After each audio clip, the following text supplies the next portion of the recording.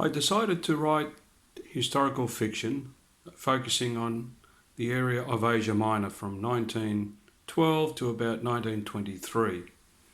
It is an area that is still relatively undiscovered in English literature, both fiction and non-fiction. The reason why I decided to try my hand at historical fiction was to move away from the traditional diplomatic, economic and strategic history which I've written in the past.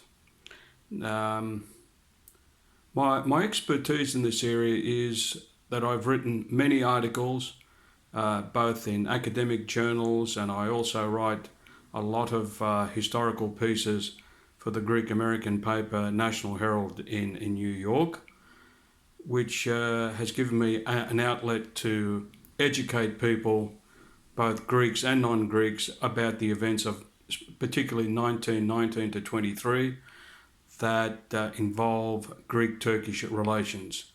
And I think it was important to move away from the traditional history of popes and prime ministers and presidents and kings and start focusing on the little person, what's called the history from below movement. In other words, giving a voice to the small people, to the unknown individual, and let them tell their story rather than hearing a major political figure telling what they saw in Asia Minor. Now, there are three things that I hope my readers will take from this. One, that the history of the Middle East is repeating itself in the 21st century. Two, the area of Turkey is still a scene of genocide in the neighbouring countries of Syria and Iraq, and the Greeks actually suffered from a genocide at the hands of the Kemalists and the Young Turks in the early part of the 20th century.